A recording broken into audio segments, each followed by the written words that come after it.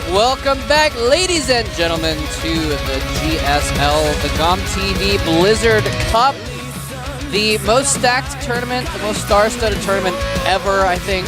This is going to be crazy. I am Moltrap, with me is Kaldor, and welcome back to day 2 of the tournament. If you're not familiar with the way it works, there's going to be basically 2 days, yesterday and today, of group play with 5 people in each group.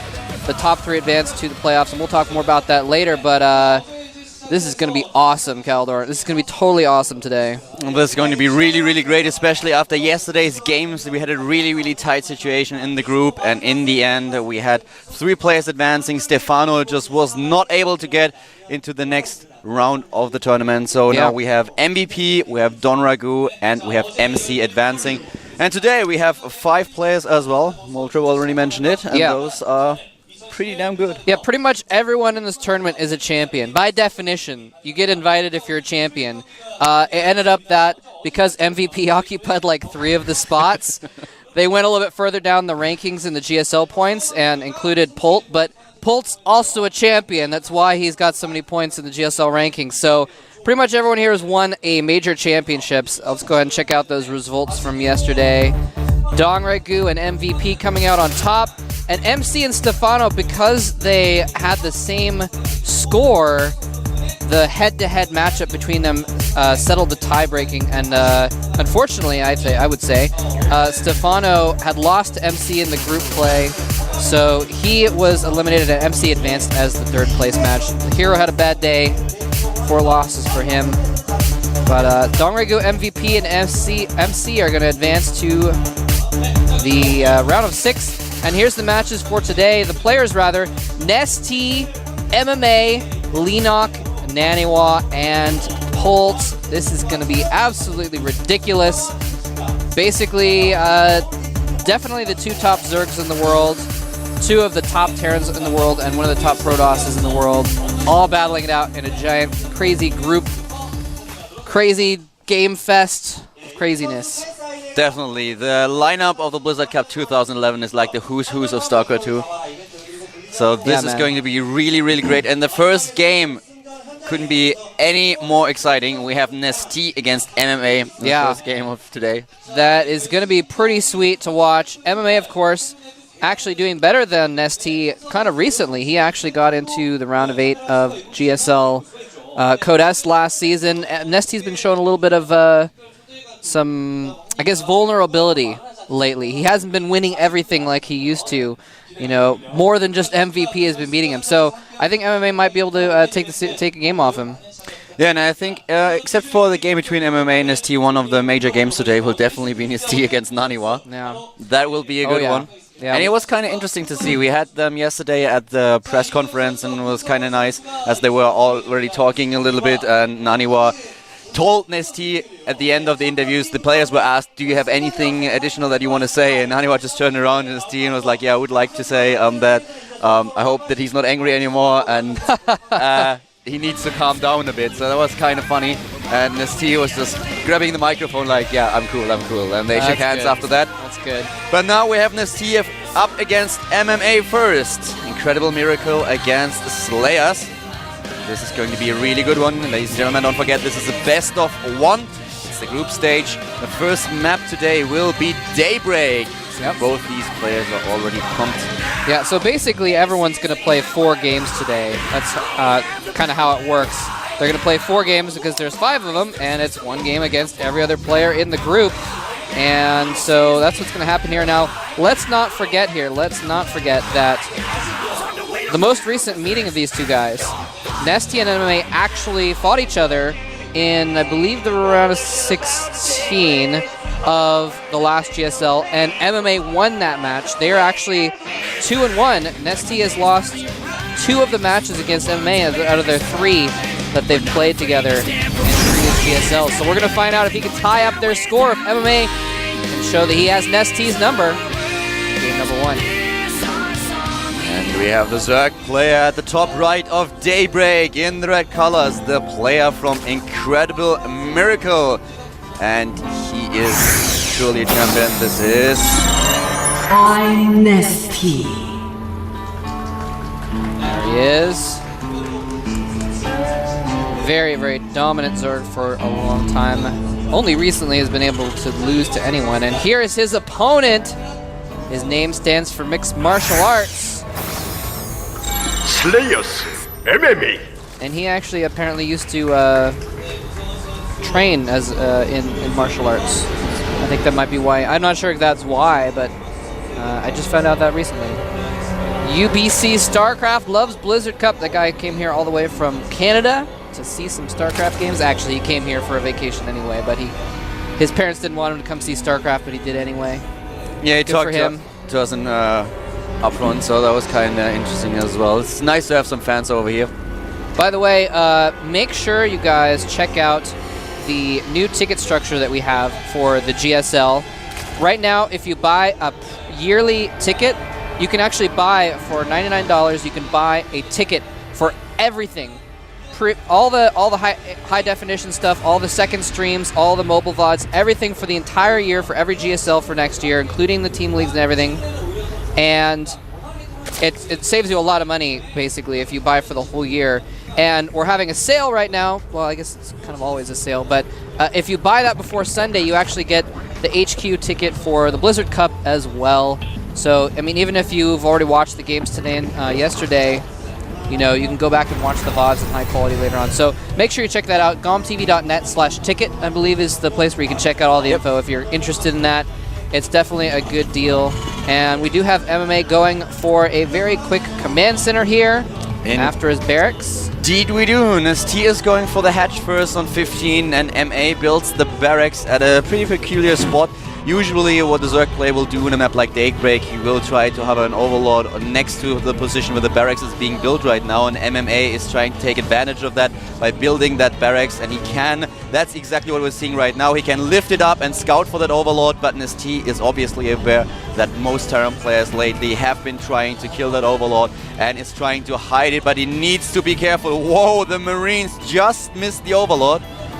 Very smart play by NesTea so far, but MMA is going to scout it nonetheless. Oh, what? Yep, there he goes. He almost missed that overlord, but he's going to take that overlord out. And you're right, that has been a real big thing lately. Terrans have been hunting that overlord down a lot, and it's a very, very big thing to lose that overlord. And this is really annoying for NesTea. He's supply blocked right now and his build is thrown off. He's getting 2 queens now. He starts with metabolic boost. So he's going for speed, but pulled off the drones from gas already. He just has 1 left in order to mine at least a little bit. And NesTea is going up against Terran player who's walling in with 3 barracks right now. We had a command center, very early one for MMA. So now with 3 additional barracks being built and double gas taken, MMA will be safe against any kinds of shenanigans. He has 4 barracks already, and that is a lot of production capabilities for the Terran player from Team Slayers. Certainly is. And by the way, I did want to mention something interesting here. MMA, you know, NesTea, I think a lot of people would think he's the favorite. He's a little bit more well-known. He's won more championships, obviously. But MMA, I think, probably has the advantage here. Just looking at kind of their histories, NesTea is a god of Zerg versus Zerg. He just doesn't lose that matchup. Versus Protoss, he almost never loses. He's still got an over 80% win rate against Protoss players. But Terrans in Korea, NesTea only has, I think, around 60%, a little less than 60% win rate. He has actually, you know, been beaten in that matchup a lot. It's the one matchup that he loses sometimes. Now, a lot of those matches have been against MVP, but MMA, go ahead, I'm sorry. No, I just want to make a good on your point. You're actually perfectly right. I have him with 56% win ratio with 62 wins and 48 losses, so that's his weakest matchup indeed. And on the other hand, MMA is actually 10-2 versus Zerg. He just does not lose to Zerg players, although he hasn't played a ton of them in his career. So, I don't know. I always love to throw the stats out there, of course. Take those with a grain of salt because stats are not everything. Look at that MMA, not even showing all of his Marines there. Doesn't want to risk all of them either, just in case there's that Zergling was bait. And he's actually going for a lot of Marines right now. He has 4 barracks and he's getting double engineering bay right away. So far he didn't start with the factory. He's going for Marine strategy, building 4 Marines at a time, going for the combat shield, and he's getting aggressive straight away. NesTea taking 2 layer, doesn't have a Baneling nest just yet, and he does not have that many Zerglings either. He's on 8 Zerglings right now and he hasn't spotted his opponent because MMA is doing a good job at hiding a lot of his Marines. Yeah, he's only sent out the 6 or 8 Marines, and he's only shown those 8 Marines. He doesn't know that there's this many Marines coming in, and he's producing 22 Zerglings and 3 Banelings right now, but I don't think the Banes are going to be in here in time. He's going to have to deal with this pretty quickly. They are going to come from behind, though. He might get trapped in that corner. Oh, no, but the Zerglings are all going to die. The drones are there. And he's got room to run to the side. He targets down the Banes. Awesome, Michael. But still, just so much Zerg stuff there. Finally takes out all those Marines. Really well done by MMA, though. He was able to target fire down all the Banelings that his opponent sent against him, so really good job. And NesTea was caught a little bit off guard. He built a lot of Zerglings in that encounter, and MMA is now just getting more and more Marines. And at the same time, he's really focusing now on his upgrades. He's getting +1 armor, +1 attack. Stim is halfway done already, and he's getting another command center. But NesTea is already done with his lair tech. He went for the lair and is now going for Infestation Pit and Fungal. Fungal will be able to deal with MMA's Marines quite beautifully. Oh yes, definitely, if he can get that out.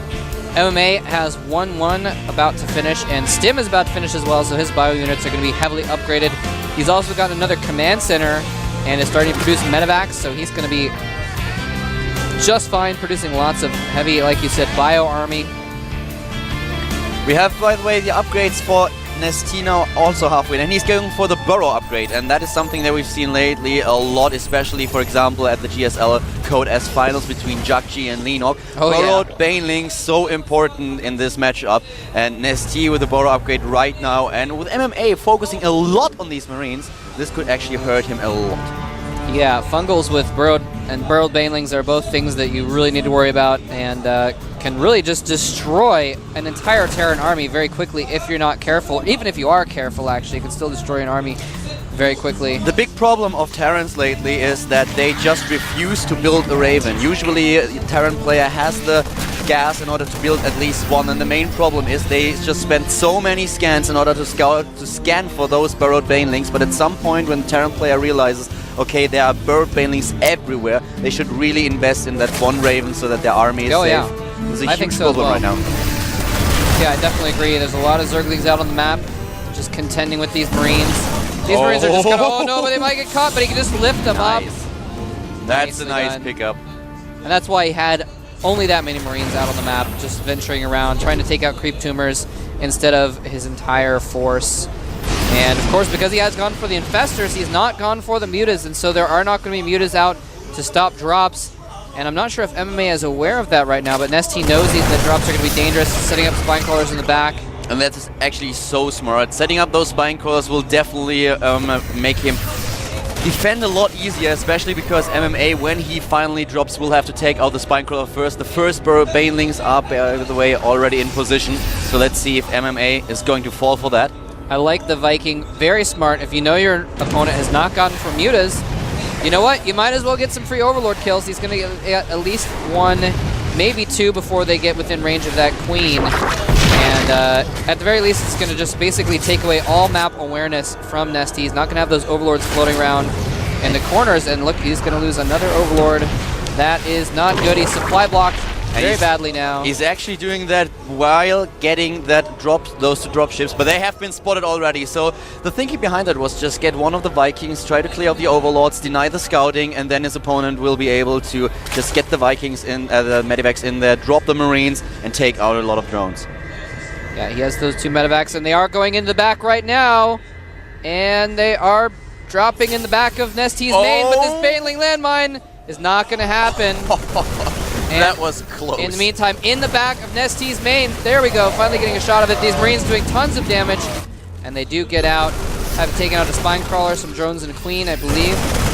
MMA is really focusing on that Marine play, and he has to be careful. He has no idea about the burrowed Banelings, and at some point he is bound to just walk over one of those landmines, and I think that NesTea will try to bait him into trapping into one of these. Ghost Academy going down now as well to try and get some ghosts out. He can EMP or snipe the infestors and get rid of them, which is going to be very, very important. There are several infestors. We see right there, 6 out on the map. They do have the pathogen gland upgrades, so they will be able to cast fungals. 2-2 is almost done for NesTea, but 3-3 is on the way for MMA, so he's definitely got that advantage for the moment. I really like that. MMA is going for a lot of upgrades. He already started very early to get double engineering base, something that's not all that common. Terran players have been focusing a bit more on the upgrades, but MMA is taking it to another level right now. He's focusing on his marine play, he's getting the 3-3, while NesTea is now tagging to Hive and getting the Baneling speed really, really late.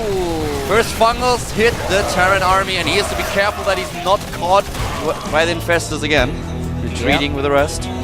I like that move. Planting down just the 1 fungal and following up with the Zerglings to actually finish off the Marines, so he doesn't have to spend the energy of a 2nd fungal on them to kill them off. And NesTea has 124 Zerglings right now. Oh my 124 Zerglings. He's on 4 bases. He's building the 4th right now. And with a Hive tech, he definitely needs to get the Adrenal Glands upgrade. Well, that's what he's doing. He's not spending any gas on units except those few infestors. He's spending only on Zerglings right now, so that once that Greater Spire pops, he's going to have enough for like 20 Broodlords. It looks more like NesTea's going for the Ultralisk. Oh, is he? I guess. Well, I think he already has most of the upgrades. He doesn't have a Spire, to my knowledge. Oh, you're right. He doesn't have a Spire. Oh, he's going to get that before Baneling speed finishes if he gets it. And it goes down. Baneling speed does not finish. That is actually huge.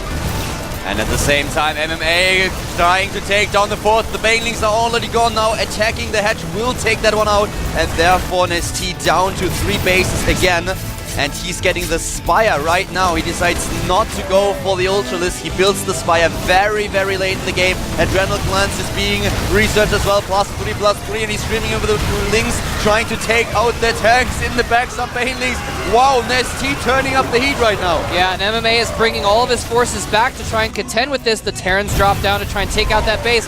Are they going to get the orbital? Doesn't even matter. A few Zerglings are running in here, and there we go. Regular Marines. To kill off those infested Marines. Zerglings just having a smorgasbord of SCV flesh right there. And there's the Ultralisk Cavern as well. MMA now trying to defend against it. Another bunker is being attacked. The Planetary Fortress finally able to deal with the pressure by the Zerglings. And NesTea is going for a full-on attack. Has 157 supply, is getting Adrenal Glands, +3 armor, +3 attack, the Spire, Ultralisk, everything that he's got. Yeah. And MMA now finally upgrading those 2 command centers that we've just seen. Yeah, I'm surprised I didn't catch that. You're right. It makes sense to go for the Ultralisks. He's going to have 3-3 already anyways for his melee units. Might as well get the Ultras. They're going to be fully upgraded. He's getting the kite. He's probably going to get the chitinous plating as well to go with that. Zerglings have Adrenal Glands in just a moment. And, is this drop going to get caught off guard? But here's the thing, NesTea had to spend all of his money on remaxing, getting his infestors out, so he doesn't have that money to build a lot of high-tech units anymore. Oh, nice fungal going for the double infested Terran right now, taking out, and he's sloppy with that. Nope, not taking it out. Well, maybe MMA is going to be sloppy also. Nope, the medevac actually accidentally got over the little high ground, so it stopped vision. So MMA didn't realize, as soon as there was the fungal, MMA was like, okay, well that medevac is not going to live, and he ignored it completely. And there are 6 Ultras about to pop out, and they are moments away from having 5-3 upgrades. Another drop. The top right, on the bottom now. Oh, upgrades about to be done, by the way, for NesTea, and now all those units will be caught off. Oh my god, out of position. Look at that. He's streaming in with all the Zerglings, now taking down his opponent. Adrenal Glands is already done, and he's taking on the tanks and Marines alike. MMA losing a lot of units in this encounter. MMA was caught unsieged there, and those Zerglings just chased him down hardcore. And MMA actually only has 140 supply to NesTea's 200 max army. I don't know what happened to MMA's army. Is he doesn't have money, so it's not his lack of macro, it's just that I don't know why he has such a small army right now, actually.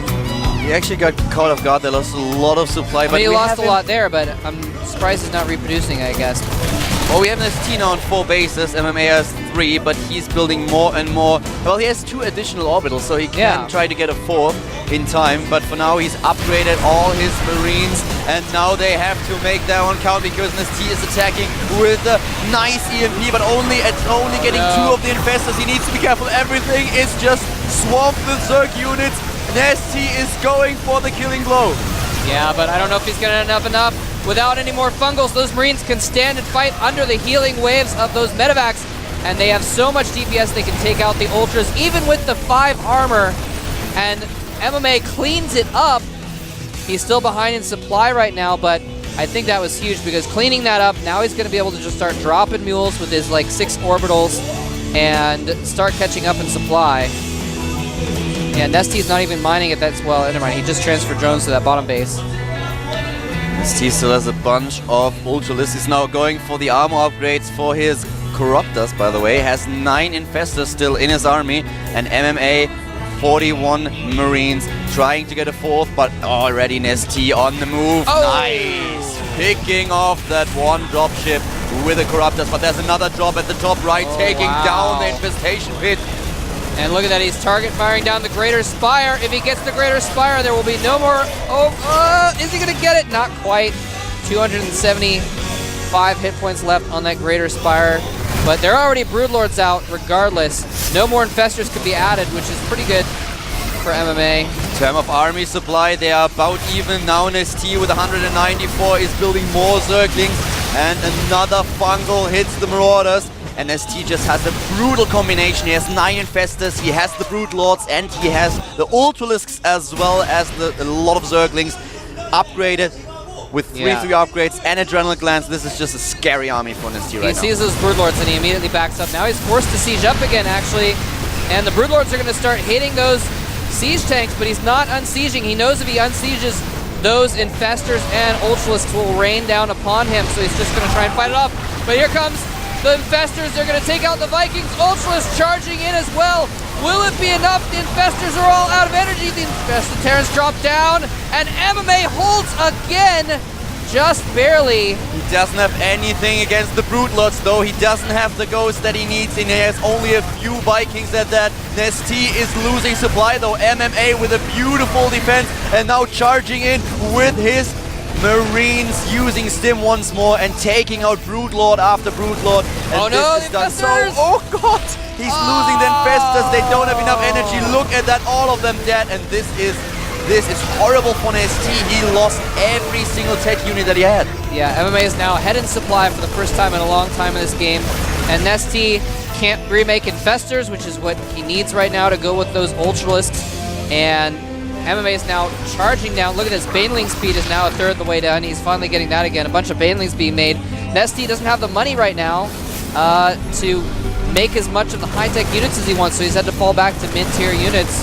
And I think NesTea made the wrong decision in the last fight when he used a lot of the energy of the infestors for infested Terran instead to wait for the Marines to charge in and fungal them. Yeah. Because MMA didn't have a lot of stuff to counter those Broodlords. He had only 3 Ghosts and 2 Vikings, which is usually not enough. The only chance for the Terran player to take down the Broodlords was using the Marines, and NesTea should have waited for the Marines to stem forward and then fungal them.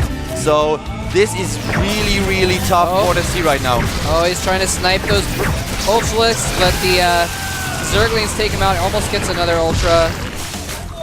And yeah, this is just really bad for NesTea right now. He's definitely on the ropes. MMA has beaten him twice before, and NesTea's only won 1 game against MMA in their past. Looks like MMA is definitely going to assert his dominance here, especially if he takes out this bottom right base. NesTea will have almost no income. The main problem right now is that he didn't rebuild the infestation pit. Now he just starts to rebuild it, but it might be too late. The Ultralisk getting sniped, attacked by the tanks and Marines like. This looks really, really grim for NesTea right now. He's down 50 supply, and MMA is just attacking with merciless Marines, going for it, taking down the Queen and focusing the hatch. That hatch is gonna at the top right. NesTea loses his expansion and is therefore back to 3 bases. Yeah, NesTea's just gonna have to let that one go. And look at this, just rolling out a few paltry units. Does get a nice Baneling hit, but it's not gonna be enough. MMA is so far ahead at this point. 158 supply to 67. NesTea is going to lose the first game. MMA is going to start off with a 1-0 lead. GG! Coming from NesTea to make it official. And well played by MMA. There was a couple times that I thought he was dead, but by the end he was almost done building a nuke. That was a really, really nice comeback by MMA. NesTea was in a superior position for a while, but he just couldn't use that window of opportunity that he had to finish that game. Yeah. Yeah, he was kind of getting all that hive tech, basically, and right when all the hive tech was about to come into play, MMA attacked. And NesTea was forced to deal with what he had instead of waiting for all that hive tech. He didn't have ultras out yet. He didn't have his Spire done yet. All that was building. 3-3 was not done yet either. And MMA kind of forced him to do a counterattack, and they traded and everything. So NesTea didn't have all that money to invest in the hive tech, kind of set him back from what he wanted to do. He was still ahead at that point, but I think that was a major advantage for MMA.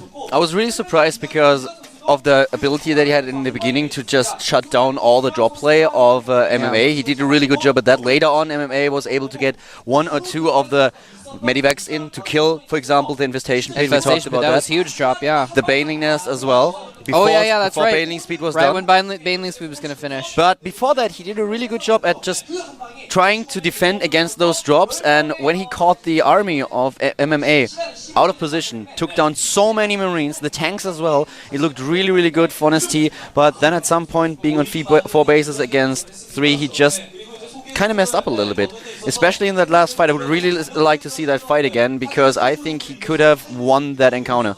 There was only 2 Vikings, and he only had 3 ghosts for the snipes. Yeah. I'm not quite sure, but I think he should have waited a little bit with the you're right.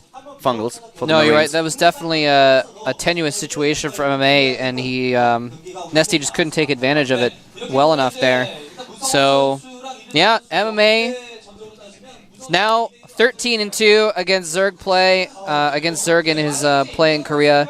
And that means that we're going to be moving on to Leenock versus Naniwa is going to be next. And wow, that is going to be... It's MLG Providence all over again. Exactly. Rematch of the MLG Grand Finals, ladies and gentlemen, where, of course, Leenock pretty much dominated that matchup. And, well, he basically dominated that tournament, even coming out of the open bracket. So he is definitely going to be a force to be reckoned with, and Naniwa is out for some vengeance here. Yeah, definitely. He lost with 1-2-4 at MLG Providence, and he wants to win this game. I talked to him a little bit before the match, and he was like, yeah, toughest opponent first, that's fine. Getting it out of the way. Yeah, he seemed a little bit nervous to me earlier today. Apparently we're jumping into the replay now. Yep, we're going to drop into the replay and check out. This is the point where NesTea... Actually, yeah, this is after he had traded. He forced MMA to fall back and didn't even get that base, and MMA was able to clean it up. And that was kind of the beginning of MMA's bringing himself back into the game, if I remember correctly. Actually, really well done. NesTea lost a lot in this encounter, and MMA with a really good defense. That Planetary Fortress, of course, saved him quite a lot of troubles as well. And now just fast-forwarding a tiny little bit. Actually, at that point, they are tied in supply already. We are at the 18-minute mark, if I see that correctly. Well, and here's the other thing. You can see there that NesTea has 70 drones, which isn't bad, obviously, but he doesn't have the 4th base yet even, whereas MMA had the 4th base going. And if NesTea had taken out MMA's 4th, that would have been something, but he didn't take it out altogether. He didn't kill it. And this is the other part that I thought MMA might be dead. He lost so much stuff. He lost 5 tanks, a lot of Marines as well, and this is just horrible for MMA. Look at his supply dropping. Oh, I didn't even notice that. Did you see that? EMP in the back. Oh, that was huge. I didn't even notice that in the game. I apologize. He actually EMP'd all but one of the infestors. So NesTea actually couldn't really capitalize on that attack as well because he didn't have any infestor energy. That's really interesting. But still, with all these losses, NesTea in a really good position at that time, and I hope that we're going to see that final fight as well with the Brood Lords. Yep, doesn't look like it. Guess not. Nope. Oh well. But going back to what I was saying, Naniwa, he seemed a little bit off today from his normal self. You can say that. Usually when I meet Naniwa and I say hi, the first thing that happens is he starts trolling. Yeah. Which is kind of nice because that's what he used to. Yeah, he was a little bit quiet. I don't know him that well. I don't know him well enough to know if that's because he's nervous or if it's something else going on. But he's definitely seems like maybe he's just in the zone. It might be the opposite. Maybe he's just really in the zone. And Todd was saying that he spent some time really thinking hard about his gameplay instead of just practicing a lot, really thinking hard over the last month or so, really trying to refine his gameplay in his mind, and that now he's really kind of picked up his game as a result. So that might be what we're seeing right now anyway. Yeah, he was nervous yesterday. I talked to him before the match in the booth, and he was like, okay, I think I got a hang on my nerves. I'm not nervous anymore, but still it's pretty tense and I need to concentrate right now. So he's just getting into that mindset that you need to take down a champion like Lenok, and Lenok, of course, being the Emerald Providence champion. He lost to Jakji in the Kodas final, and he is one of the best Zerg players out there. This is going to be an intense match. I would say the best Zerg right now, personally, just with NesTea would usually be a contender, but lately NesTea has been showing some weakness. So anyway, but yeah. Naniwa, by the way, QXG is on Quantic Gaming now. He's just recently switched teams. His contract was sold to Quantic. First map is going to be Belcher Beach. And Nani he had trouble sleeping the last few days. He mentioned yesterday that he only got 2 hours of sleep, but today it's fine. He was able to get a good night's sleep and is now prepared for that match. So ladies and gentlemen, don't go anywhere. We'll be back with Naniwa against Lenok in a short few seconds on Belcher Beach.